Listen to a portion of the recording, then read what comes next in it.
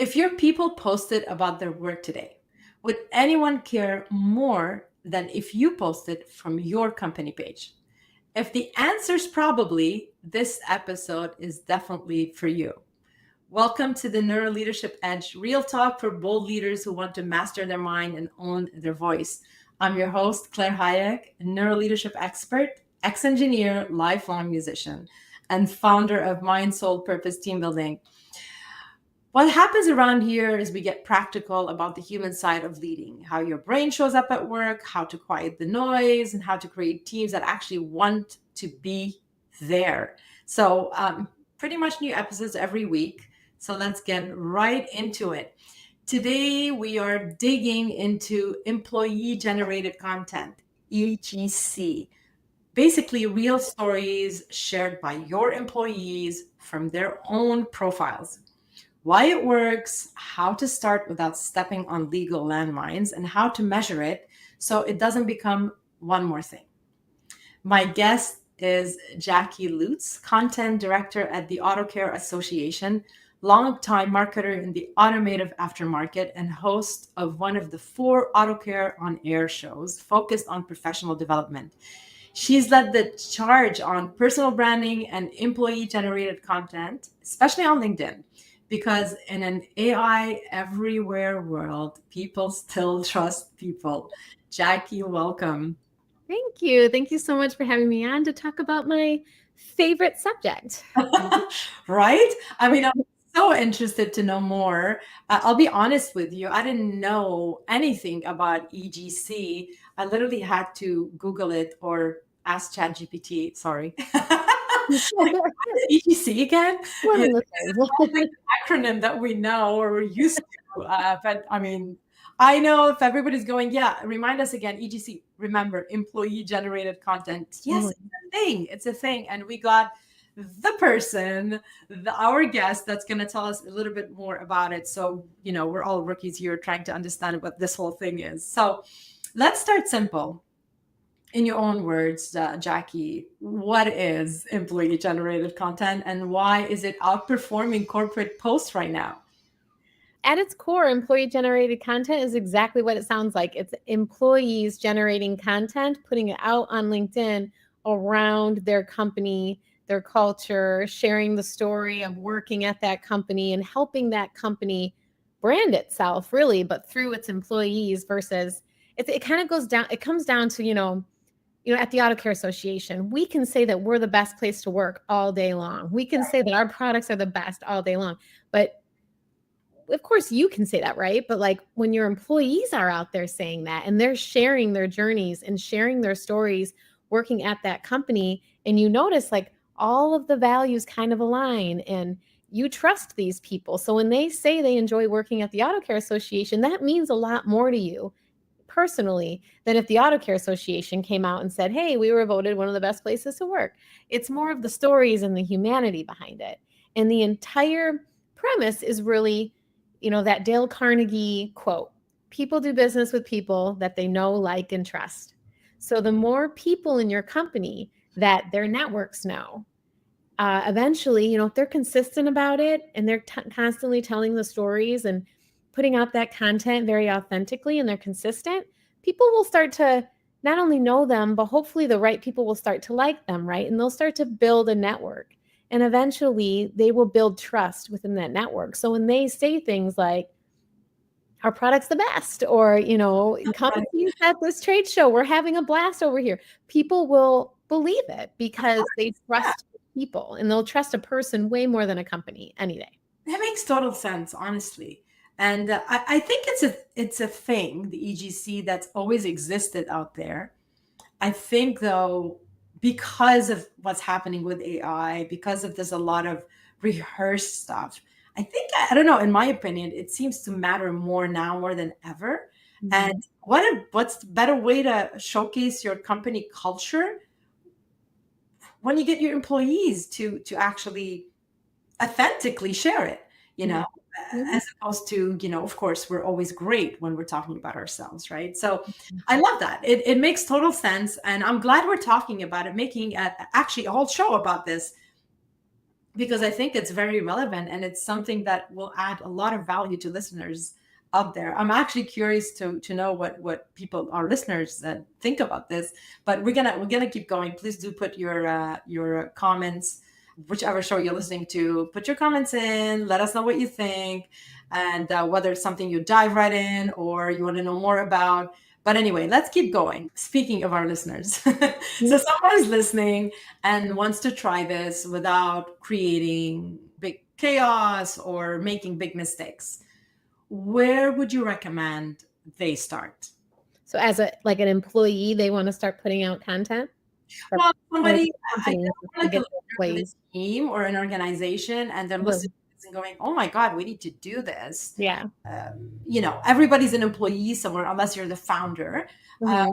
but maybe you can let us know, maybe from an organization point of Yeah. view, where do we start? And maybe from an employee point of view, where do we start in a way? Yeah, absolutely. All. We can do both. Yeah, we can do both. Why not? It's our show, right? Yeah. So starting from the organizational side of things, if you're starting from scratch and no one from your company is really doing anything like this yet, I would first put a little call out and saying we want to do more employee generated content. Come learn, about it. Whatever. Do a quick little Teams meeting, or you can call it a webinar, depending on how big your company is. Mhm. Just explain a little bit about what it is. Very simple. What you're trying to do. Why you think it's important. How you think that they can help. And then it's almost it's more like a, let us know if you're interested thing, because the one thing you shouldn't do is try to pressure anybody who is not comfortable with social media or putting themselves out there. Their content will not represent you well. I promise. It'll feel forced. It'll be stressful. They have a day job that you want them to focus on too. Right. So I would recommend first putting a call out there and seeing who's organically interested in doing this. I think a lot of people would be very surprised to see how many employees they have that have been wanting to do this. Mm. But what I have found, especially in the past few years, especially on LinkedIn, is a lot of people have been apprehensive, not necessarily because they didn't have anything to say or they didn't know how to say it. It was because of a permissions thing. They Mm. didn't want their company getting upset for them talking about the company. They're worried that they're going to cross some kind of legal line or something like that. So they don't want to say anything. I started out when I was working for a publicly traded company, and I remember feeling that way. Right. I had done it for years under that company, but I was very, very cautious of what I actually talked about my company. I did a lot of other things that I talked about and built a personal brand about. But when it came to my company, that was one of 4 things. And the things I talked about with that company were pretty vague. It was more trying to show the culture, trying to say Right. hey, visit our trade show booth, very, very not product related at all, because the last thing I wanted to do was say something wrong. And I think if you just do the call to action and employees start to see that their company's actually going to want their employees to do this, and they'll be watching, and this is a way for you to stand out in your company, Yeah. then employees will naturally raise their hand. And that would be the first step. And the second step, I would do a training.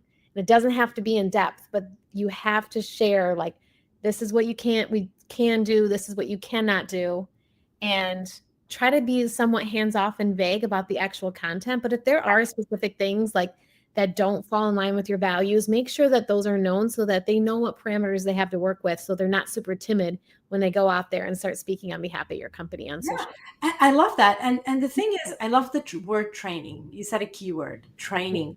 And this is great, not only for marketing, not only to help them, open up about the company, the culture, etc. It's great for them, because employees that are trusted with this, first of all, you're sending off a message of, you are part of this culture, you are part of this organization, your voice matters, you are seen, I see you, I recognize you, I trust you. When you do that, just open that up. Of course, you kind of have to manage it, like you said, and give guidelines and train, but the fact that you're just letting them do it is such a great way to show support and show that we're so proud of you being our employee and sharing what you think about, sharing what you love about your job.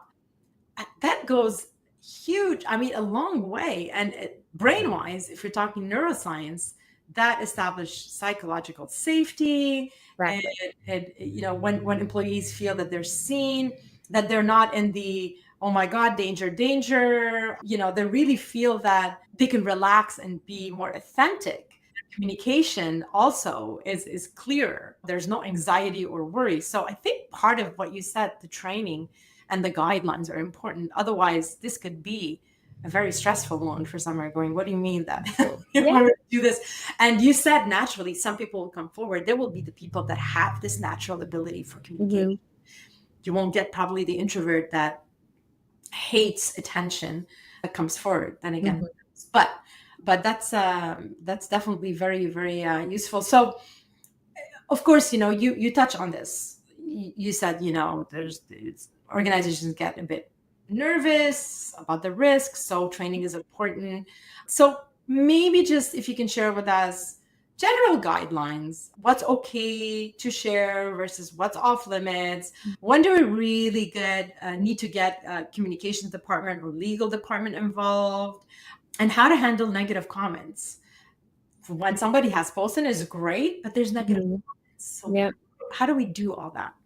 There's a Yeah. lot out there to unpack. Yeah, there is, but it's a good point, because every time I go on stage and I talk about personal branding and employee generated content a lot, and I always have Q&A afterwards, and almost always I get somebody, HR usually, HR person, something like that, and they ask these types of questions.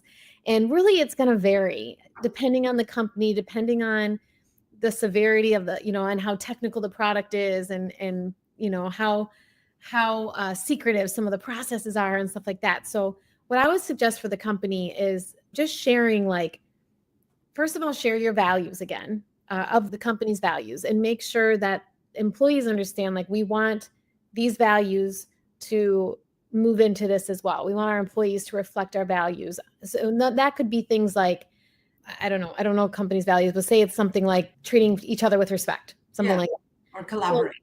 Your guideline would be like, don't go on social media, make a big name for yourself, and then disrespect our competitors, right? Or, don't go on there and bash our competitors' product. Don't even mention our competitors. Maybe that's your guideline. Like, keep it clean, keep it, like, just like look at your values and just make sure that, you put some guidelines next to those, so that your employees representing your brand online are reflecting the values of your company. I think that's probably would give you 90% of the guidelines that you need to give. Yeah, makes sense. The other ones are, I used to work for a publicly traded company, and I was always very nervous to talk about the product because it was a very technical product. It was sensors. And first of all, I didn't want to talk about the product and then say something wrong, because it's way over my head. I'm not an engineer. I am in marketing. So I didn't want other people asking me a bunch of questions and then me not be able to answer them. And I didn't want to give away any of our trade secrets that, and then cause a ruckus. So I was very, I'm feeling the nervous, I was very nervous. Really put us in that situation. Like, that would be terrified. I'd be like, forget it. But it's good enough for you to say, like, if you're not comfortable with the product, don't talk about the product. Talk about the culture. Talk about your team. Talk about a day in the life. Talk about, this charity event that we did, or, we collected gifts, or, like, whatever. Talk about all those things, the culture and the experience you're having working at the company. You don't have to talk about the product. So give any of those kind of guidelines that are really important. And I think there's also some companies that are a little bit closer to like government and things like that. They're going to have their own set of guidelines. Like, literally, we cannot talk about A, B, and C, like, just give them those guidelines so that they know that what they put out is going to be okay, and they don't have to be timid about it.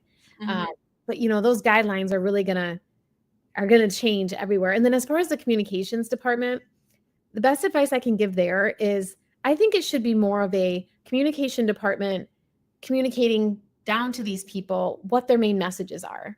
It's up to those people if they want to even touch them. I don't think there's a forced thing here. I don't think you say, like, okay, we want all of our employees to talk about these 3 things this month. Right. Making that specific.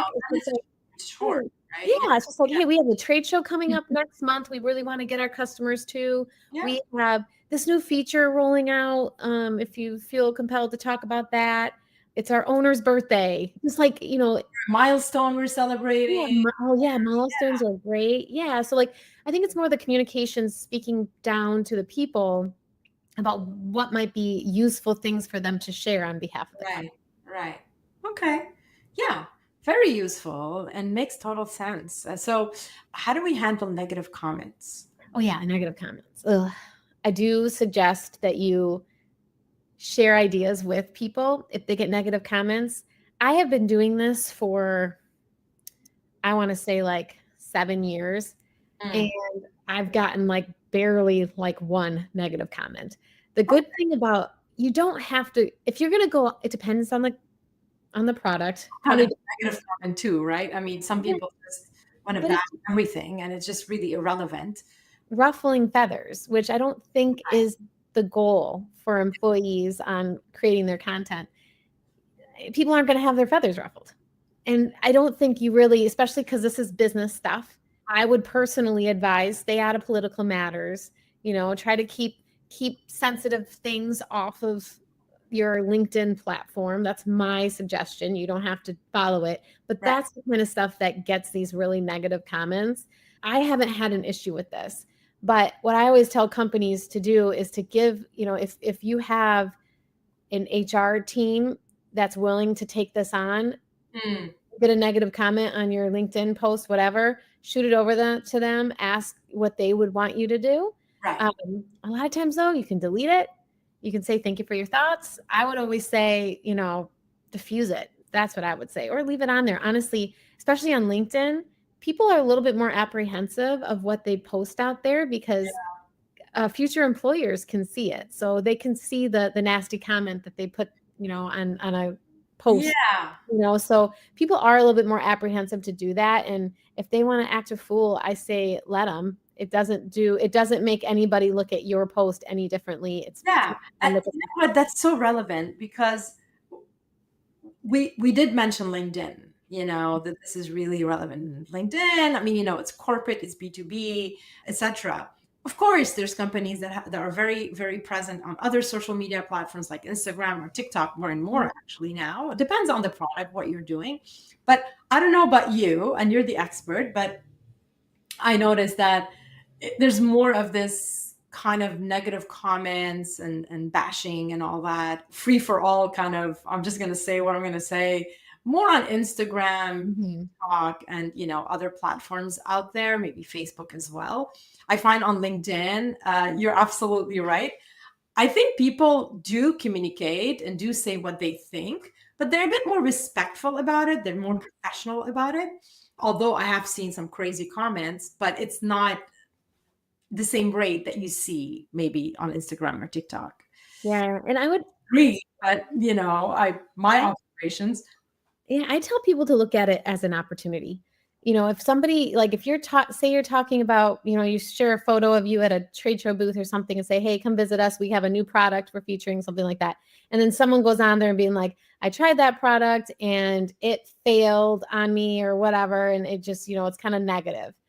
It's an opportunity to show your customer support, right? Absolutely. You can respond to that and say, I'm so sorry that you had this experience. We're going to contact you right away and try to make it right. Somebody will see, like, okay, somebody had a negative comment, but this company was really responsive, or this Exactly. person was really responsive and they took care of it. It's just another brand impression at the end of the day. And it's an opportunity to show what type of company you are. It's all good. It's like a Google review.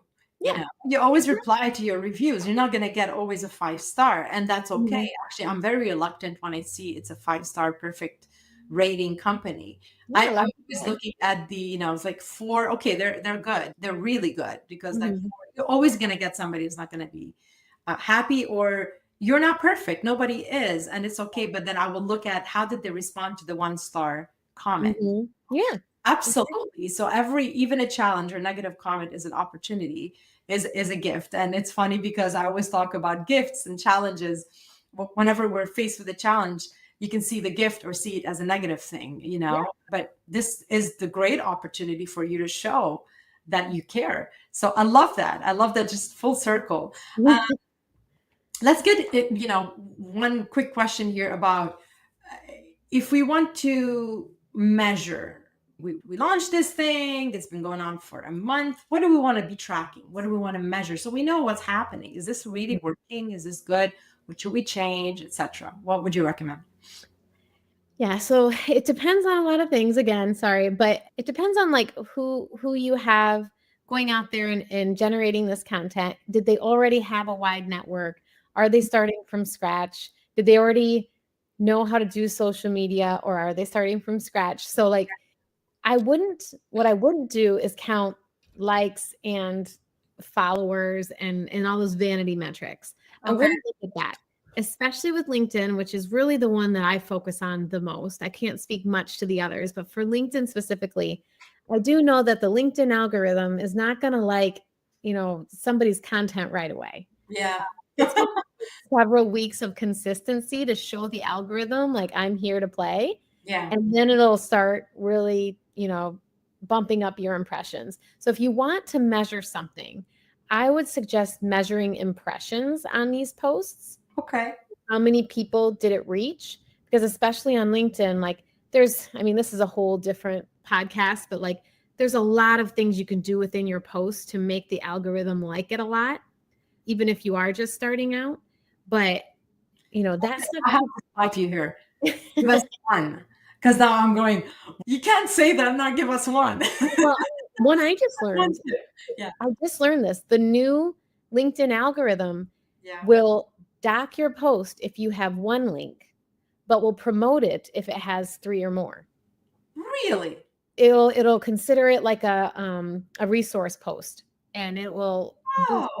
Like, especially for the podcast, I was only doing one link. Obviously it's everywhere, right? On every single audio platform, YouTube, everywhere. But I would only share Spotify because it was our biggest one, and I didn't want. And it used to be that the LinkedIn algorithm would dock you if you had multiple links. Yeah, it doesn't want you linking people off of LinkedIn, right? So that just changed, and now I'm putting 3 links in those posts. That's just one. Hashtags now are seen as more of a spam post. Ditch the hashtags. Who knew? I've been doing hashtags forever. I knew not to do more than 5. That used to be the algorithm, is don't do more than 5 hashtags. Now it's don't do hashtags. It's just, there's little like things like that can help your post perform well. But any newbie isn't necessarily going to know what's going to perform the best with their networks until they try a few things. But what you would want to see is those impressions kind of going up. It's going to be like this because it's going to depend on the day and the time, and they have to see what works the best. That first month is like a trial and error period. I would baseline, and then I would measure this over the course of maybe like 6 months to a year and see how things are going. I think the effort is something that you could also measure, giving them some kind of, say like, hey, let's everybody try to do 2 posts a week. Let's start there, and then how are things going at 2 posts a week versus, then you bump it up in 2 months and say, let's try for 3. That's the max we're going to do. Let's just do 3 a week. But I would, in what's more important than all just the vanity metrics are the impressions, and then the overall engagement. Once you kind of get those impressions up, if your impressions start getting up into like 5,000 impressions and you're only getting like 1 like, there's got to be something else that you want to try to like get people's attention. LinkedIn can be very noisy. So is there some tagging you can do? Is there, maybe you need to try video. Video is really huge on LinkedIn right now. People hate doing it, but it is the biggest one. Maybe there's a couple different mediums and stuff you can try to get that up, but that'll tell you like something's just not clicking with your. Okay, that's really helpful. Thank you. Okay, awesome. So let's dive into the rapid fire. So these are very short answers. Ready? Yeah. Okay. So best first post idea for someone shy who's never posted before. What you're working on that day. Easy. All right. Biggest photo with a little text. Biggest EGC mistake you see companies make and how to avoid it. I think that there's 2 big mistakes I see.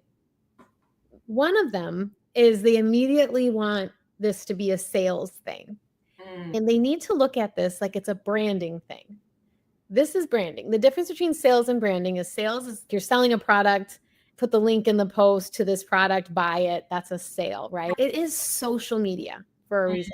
And it's coming from your employees and not your company for a reason. They're trying to establish trust and build a personal brand with their networks that their networks start to trust. So if their networks start seeing them just pitching stuff and they're like, oh, this guy's just trying to sell me something I don't need, then they lose that person who could have been a tie-in to somebody else in their life that might need that product. And then they could tell, say like, oh, but I know somebody who sells that, right?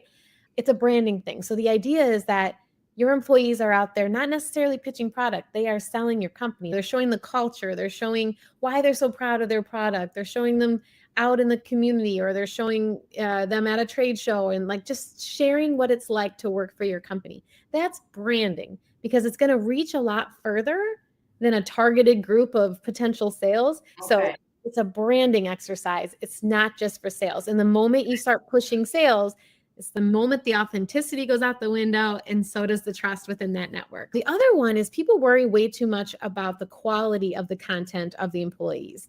Okay. So almost every time I do these sessions, I get someone in marketing usually raising their hand and saying, I have this salesperson that's doing content and it's horrible. Like, it's blurry. They're always moving around. They don't use a mic. It's not good. What I usually tell them is, first of all, this person is not your company.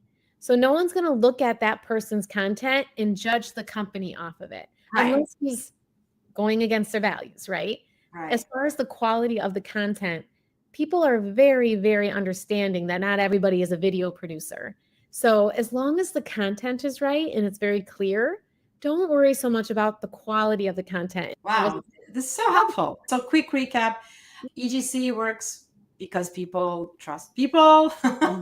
Start small, maybe 10 minutes a day, commenting, one helpful post a week, keep it natural, keep it authentic, train your people to make sure that, they know what to avoid and what not to do, what's kind of crazy, give them ideas. The communication department can give them ideas, what's going on, keep them in the loop. Mm-hmm. Don't share any confidential information. Teach, don't pitch. And if you're not sure, just ask your people, ask the team. Measure early. I think I've pretty much summarized everything. Yeah, and I just want to say, I love what you said about commenting. There's something called a comment strategy, not just a content strategy over here, but there's also a comment strategy. And one, maybe the tip I'll leave people with is to not just put content out and expect people to engage with you.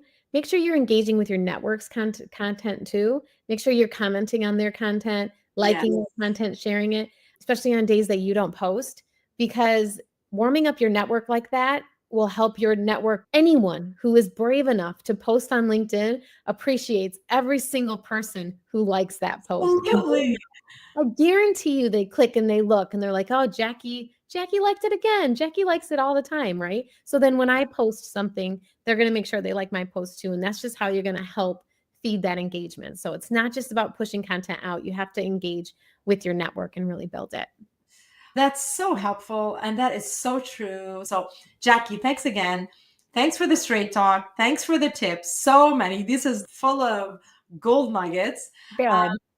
Thanks so much, really. If this was helpful, if this was useful, follow the show and share this episode with maybe one organization, one leader, one person who needs to hear it, who needs to see it. If you want more, do scan the QR code that you see here on screen and check. There's a lot of stuff going on all the time. Maybe grab an upcoming webinar, a masterclass, and there's a lot of free resources. So don't be shy just to scan that QR code, or always check the description. I always put links in there.